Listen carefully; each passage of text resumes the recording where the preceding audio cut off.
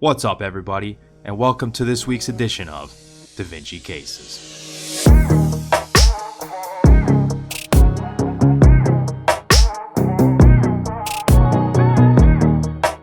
Alright, so the way this works is we've got a clinical case followed by a board-style question. So we're going to go through the question stem, point out the relevant clinical findings, take a look at the question and the answer choices, and then kind of divert for a minute and go through the relevant concepts to answering the question. Then we'll come back and apply those concepts that we went over to answering the question. Alright, so we have a 72-year-old woman presenting to the emergency department with substernal chest pain. So with this, you definitely want to be thinking about a myocardial infarction. Elderly woman, certainly at risk.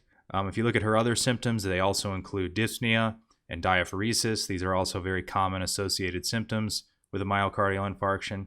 She has an EKG done, and that indicates ST segment elevation and leads 2, 3, and AVF. The big thing you want to take away from this is she has what's called a STEMI, which is ST segment elevation myocardial infarction, which refers to transmural necrosis. And what we mean by transmural is really the entire wall. So if you remember histologically, so let's say this is the left ventricle. Let's say this is where the blood is within the ventricle. You have the endocardium. You have the myocardium, which is essentially the muscle of the heart. And then you have the epicardium, which is that outer portion of the tissue. And so what a STEMI refers to is transmural necrosis, which involves necrosis of all three layers, the entire wall. Versus if you had ST segment depression, this refers to subendocardial necrosis. Still serious, but not as serious as a STEMI, because you only would have ischemia of this region here, just under the endocardium, which is that epithelial layer lining the ventricular cavity. So with a STEMI, what you want to take away from this is that the next step in management is they got to go right to the cath lab. They need angioplasty. So that's what they did here. They took her to the cardiac catheterization lab. She underwent angioplasty and stenting for a single vessel infarction. So she only needed one stent. The other thing the cath revealed is that she was also found to have right dominant coronary circulation. Now, what's important to remember for that is that really dictates where the posterior descending artery stems from. And we'll go over the coronary circulation in more detail in a few slides here. But generally, if they are right dominant, their right coronary artery is going to give off that posterior descending artery. And so then if they were to be left dominant, that means the left circumflex artery, LCX, gives off the PDA. The other thing is they can be co-dominant, where it would come off both the RCA and the left circumflex. So right dominant, right coronary artery gives rise to the posterior descending artery. If they're left dominant, left circumflex gives rise to the posterior descending artery. And then co-dominant is where you have the PDA originating from both the RCA and the left circumflex.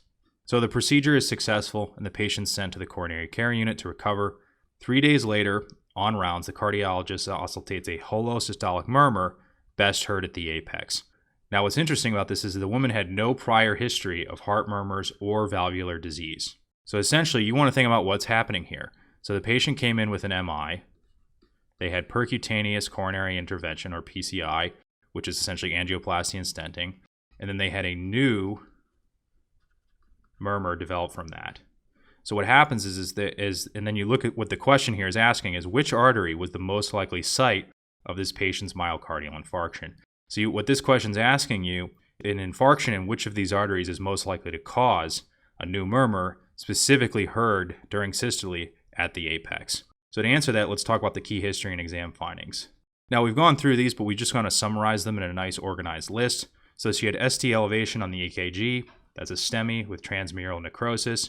Single vessel MI, treated successfully with angioplasty and stenting. The cath also revealed right dominant coronary circulation. Again, that just corresponds to her right coronary artery. It's the source of her posterior descending artery. Most people are right dominant, by the way, just to keep that in mind. And then subsequently, she developed a holosystolic murmur, best heard at the apex, although she had no prior history of valve disease or heart murmurs. So to answer this question, we need to really get to the bottom of what exactly this murmur is. So let's briefly review the sites of auscultation for the different valves. So again, here's the first rib, here's the second rib, here's that sternal angle where you have the manubrium joining with the sternal body here.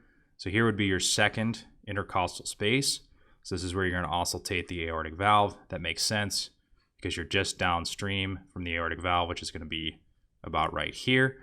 And so you're listening for changes in flow, because normal flow is going to be quiet, versus if you have stenosis or regurgitation of the aortic valve, you're going to hear that as a murmur at this site.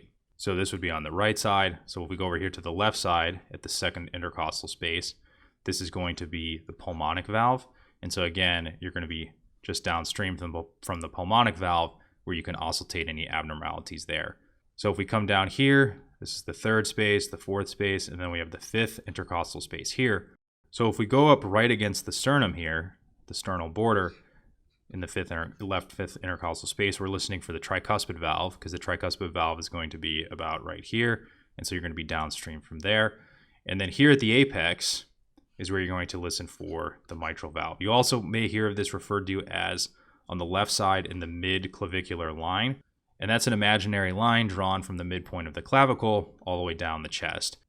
And so at that point in the fifth intercostal space, or at the apex of the heart, as we describe in the case here, is where you can auscultate the mitral valve. So as far as murmurs go, you want to be thinking about diastole versus systole. So let's go to the whiteboard here for a second to figure out what a systolic murmur at the apex corresponds to. So if we draw our left ventricle like this, so here's our LV, we have our aorta coming out like this. So this is our aorta, aortic valve here. And then here we have the mitral valve. So we have the two leaflets here. So this is our mitral valve. And then here we have the left atrium. So during diastole, you want to think about during diastole and during systole, during each of these, one valve has to be open and one valve has to be closed with regards to the mitral valve and the aortic valve.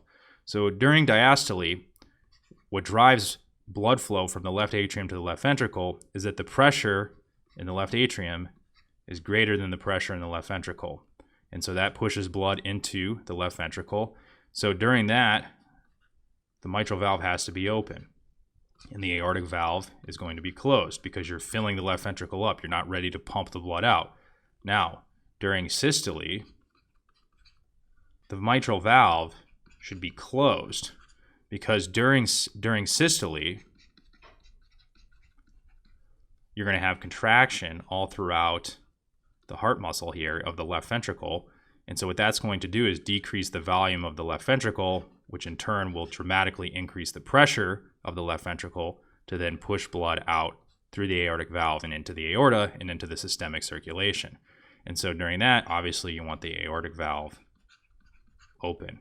So if you're hearing a murmur here at the apex downstream from the mitral valve during systole, what that means is that the mitral valve is open when it shouldn't be. You know, the mitral valve is supposed to be closed. If it's open, you're going to hear regurgitant flow back into the left atrium. Now, as far as an MI affecting the mitral valve, let's draw the left ventricle here again. And again, remember you had the aortic valve like this. And then you have your mitral valve leaflets like this. And then you had your left atrium here. Now, for your mitral valve, what you have is these papillary muscles down here that send these cord-like structures called the chorda tendineae that attach kind of like strings on a parachute to these valve leaflets here. And what happens is these papillary muscles, they're going to contract like this. And when muscles contract, they get shorter and they're going to pull. So you're pulling down like this. Now, again, you have to remember, this is not occurring during diastole. The papillary muscles do not assist with blood flow from the left atrium to the left ventricle. When they contract is actually during systole. So during systole, again, you're having contraction of the entire left ventricle here. And again, you're decreasing the volume of the left ventricle so that you can dramatically increase the pressure to then pump blood out through the aortic valve and into the aorta. And so what happens is that the pressure is so high in the left ventricle, is that it's actually pushing up against these valves. And so the valves alone can't withstand that pressure.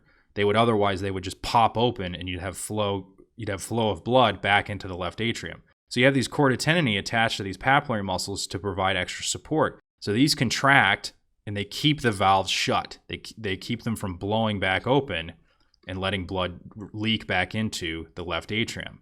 Now the problem is if you have ischemia here to the ventricular wall, and thus these papillary muscles that are coming off of the ventricular wall, you could have ischemia to one or both of these papillary muscles. And so if you lose even one of these papillary muscles, you're going to lose this contraction and this support for one of these leaflets. And so these leaflets are going to fail and you're going to develop subsequent mitral valve regurgitation. So what you really want to be thinking about as far as these questions go is they're asking which coronary artery is most likely affected. You want to be thinking about which coronary arteries supply these papillary muscles. So let's talk about that. So again, here's just a diagram showing the coronary circulation. So here, remember, you have the left coronary artery and the right coronary artery coming off the aortic root. So the left coronary artery comes here and it immediately bifurcates under the left atrial appendage into the left circumflex artery, or LCX, and the left anterior descending artery, the LAD. Now the LAD travels down sort of the center of the heart here, and it supplies the anterior 2/3 of the interventricular septum, and in a way divides the right ventricle from the left ventricle. You could think of it like that. The left circumflex wraps around the left ventricle, and actually, as you can see here in this lighter region here, travels around the posterior aspect. Now, the right coronary artery, as we show here, comes down, travels along the surface of the right ventricle, perfusing it, gives off this right marginal artery, which you can see here, and travels down and helps perfuse the right ventricle. And then the RCA wraps around like this, and then in the case of someone who's right coronary dominant, gives rise to the posterior descending artery, or the PDA. And so then the PDA sort of travels in parallel with the LAD, but on the posterior aspect, and supplies that posterior 1/3 of the interventricular septum. So now that we have the coronary circulation mapped out, let's talk about these papillary muscles here. So first you have the anterolateral papillary muscle. And again, these are both for the mitral valve. This muscle has a dual blood supply from the left circumflex artery and the LAD, which, if you recall, both came from the left coronary artery. Now over here, you have the posteromedial